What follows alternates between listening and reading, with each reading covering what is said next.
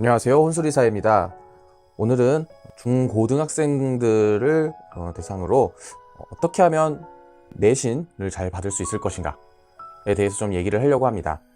뭐 이상한 애가 나와서 이런 얘기 하는 게 아니라 내신이라는 것과 어떤 시험이라는 것에 대해서 잘 해왔다라고 말씀드릴 수 있게 저의 간단한 경력을 말씀드리면, 저는 이제 서울시내 일반고에서 내신은 수석으로 졸업을 했고요. 전국 단위 올림피아드 그리고 경시대회에도 다수 입상했고, 수능은 전 과목 1등급 받았고요. 의대는 3곳에 합격해서 그 중에 하나를 갔었습니다. 그리고 서울아산병원에서 전공의를 끝냈고 현재 전문의이며 카이스트에서 박사까지 끝낸 상황입니다. 어느 정도 시험이라는 거에 대해서 많이 접해왔고, 그리고 거기서 나름 좋은 성적을 받아왔다고 말할 수 있을 것 같아요. 그리고 저의 어떤 시험을 이렇게 쳐오면서 제가 느꼈던 거, 그리고 제가 생각하는 어떤 좋은 방법, 이런 것들을 좀 공유해드리고 싶어서 이렇게 영상을 찍게 되었습니다. 이 영상은 아무래도 중고등학생들을 위한 영상이니까, 원래 저는 막걸리를 보통 먹으면서 얘기하는데 건전하게 우유로 하도록 하겠습니다. 시험을 여러 개 쳐본 사람으로서 시험마다 스타일이 다르다라는 걸 확실히 느꼈습니다. 그래서 그거에 맞춰서 공부를 해야 됩니다. 이게 시험은 공부를 잘하는 사람을 뽑는다기보다는 그냥 그 시험에 맞춰서 공부한 사람, 그러니까 진짜 공부라고 하기가 좀 어려운, 그러니까 시험은 기술 같아요. 어떻게 준비했느냐에 따라서 성적이 많이 바뀌는 것 같습니다. 그래서 전략적으로 저는 기술적으로 공부를 해야 한다고 생각을 합니다.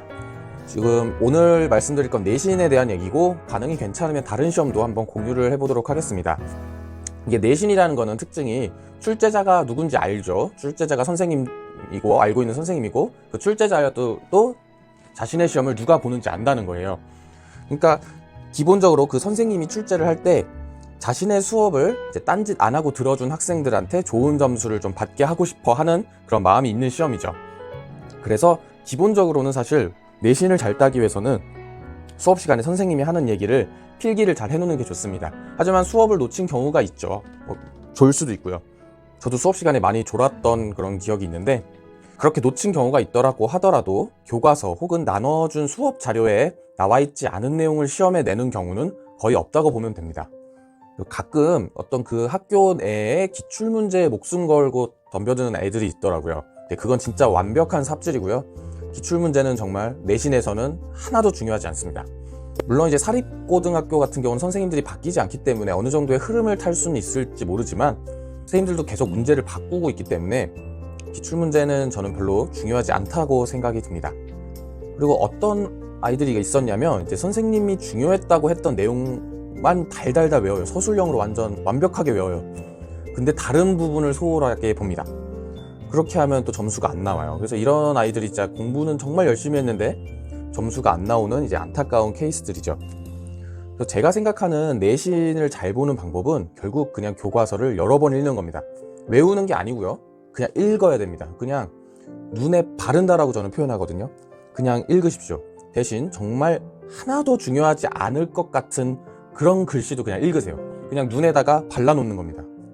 어차피 이게 주관식은 거의 없고 객관식 중심의 시험이기 때문에 나체 익은 문장이나 단어가 있으면 답을 고르기가 상당히 쉬워집니다.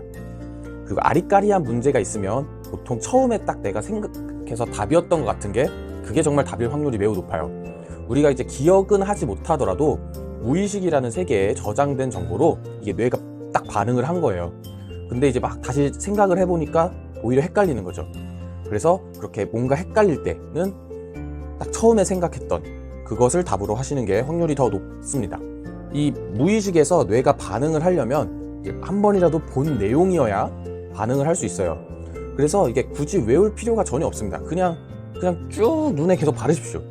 어차피 안 외워져요. 이게 외우려고 해봤자 사람의 뇌는 한계가 있기 때문에 이걸 사실 말이 쉽죠. 그냥 그거 다 외워버리면 당연히 100점 맞겠죠. 근데 그걸 할 수 있는 사람이 아무도 없다라는 거죠.